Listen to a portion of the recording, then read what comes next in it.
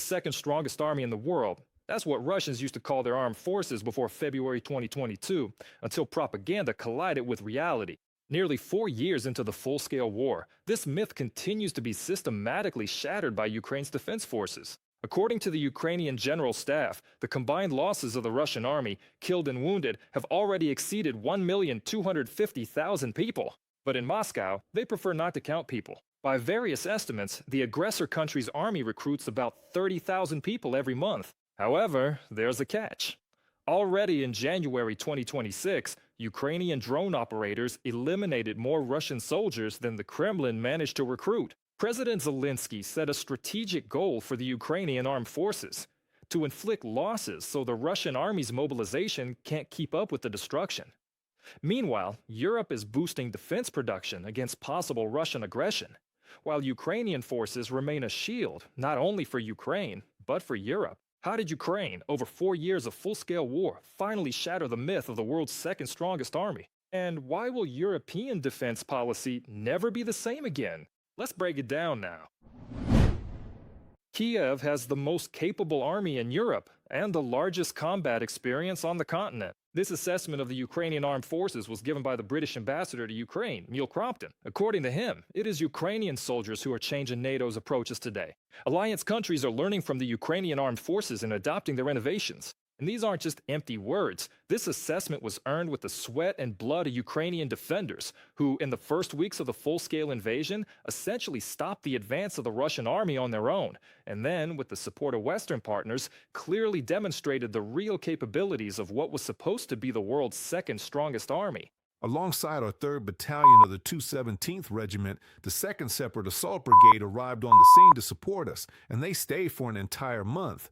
Now, a mere 10% of the guys are left. Just 10% of us remain. We're even forced to pay for all of our own fuel out of our own pockets. While the Russian command keeps sending people into meat grinder assaults and pulling Soviet-era equipment out of storage, Ukraine is systematically modernizing its forces. Every month, about 40 domestically produced Bohdana self-propelled artillery units are rolled out. Production is being prepared for up to 200 long-range Flamingo missiles and hundreds of thousands of drone systems. And it's drones that are now responsible for the lion's share of Russian army losses. The president of Ukraine has set a clear goal: to eliminate more enemy personnel than Russia can recruit in a month. And judging by the latest data, this goal is starting to become a reality. The commander-in-chief of the Ukrainian Armed Forces, Alexander Syrsky, reported that in just the first month of the year, the drone units of the defense forces reduced the Russian army by almost 29,700 soldiers, while Moscow was able to recruit about 22,000. The mission of the Ukrainian units. The task of the Ukrainian units is to ensure such a level of destruction of the occupiers that Russian losses become greater than the number of reinforcements they can send to their troops each month. This is a realistic goal.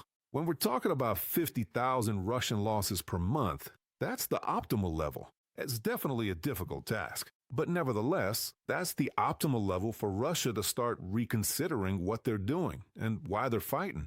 The mission of Ukraine's Ministry of Defense, our army, and all of Ukraine's defense and security forces is to guarantee exactly this level of Russian losses. This can be achieved primarily with drones, of all types, of course. Seeing the strength of the Ukrainian army and its resilience in the face of Russian aggression, the countries of the European Union rallied around Kyiv. Financial and military support has continued for a 4th year now, and according to the University of Cologne, during the full-scale war, the EU has provided more than 200 billion euros for Ukraine's economic and defense needs.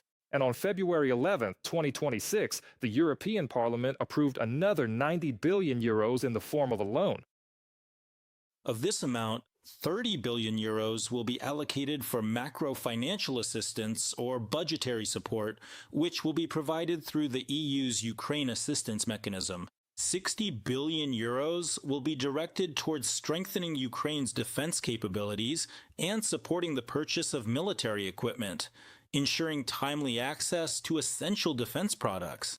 From a publication on the European Parliament's website, Russian aggression and the resilience of Ukrainian soldiers have effectively rewritten the security architecture of Europe. European Commissioner for Defense and Space, Andrius Kubilius, is already calling for the creation of a 100,000-strong pan-European army and the formation of a European Defense Union as a direct response to the threat from Russia. How do we build a strong European defense? You may ask, how can we build a strong European defense in the current international climate? And my answer is very simple. We need to ramp up defense production, ramp it up with greater urgency, ramp it up with more energy than ever before. Our defense industry must now rise to meet this historic challenge, expand its production lines, and produce. European intelligence agencies previously assumed that Russia would be able to pose a direct threat to NATO around the year 2029. However, as the Wall Street Journal reports, more and more experts agree that this scenario could unfold much sooner, before Europe has fully ramped up its defense capabilities. And while Putin repeats with his usual smirk that the Kremlin has no intention of attacking anyone, statements from his inner circle sound much more straightforward. Obviously, nuclear weapons are nuclear weapons. They are truly extraordinary weapons and are extremely dangerous for the ultimate fate of all humanity. But at the same time, as has been said repeatedly by many, if it ever comes down to the actual fate of the country, here no one should have any doubt whatsoever. And although European capitals are rapidly preparing for possible risks, it is becoming increasingly clear there the most effective way to prevent further aggression is precisely to support Ukraine. If the aggressor country's army suffers a strategic defeat in this war, then any thoughts of marching on the West will be out of the question. Your security is our security. Your peace is our peace, and it must be just and lasting, with Ukraine standing strong and free, and with Russia realizing that this reality will remain unchanged. This is what all NATO allies want, and this is what Ukraine deserves. To bring us closer to our common goal to stop the Kremlin's war machine, Ukraine is strengthening cooperation with European partners at both the governmental and private levels. Contracts have been signed with the Netherlands for the production of 600,000 drones. Ukrainian defense industry companies are actively entering the Danish market, expanding cooperation and integration into the European defense ecosystem. Ukroboronprom is collaborating with global giants of the defense industry. President Volodymyr Zelenskyy emphasized that Kiev is ready to help Europe ensure security in the region. We are ready to be part of a Europe that truly matters. A Europe of real strength, a great power. Today, we need this strength to defend our own independence. But you need Ukrainian independence as well, because tomorrow you might need to defend your way of life. And when Ukraine is with you, no one will walk all over you, and you will always have a way to act, and to act in time. Over these 4 years, Russia's war against Ukraine has become a full-fledged lesson for the entire world. A lesson that an army built on propaganda and fear is bound to lose to an army built on motivation, technology, and freedom.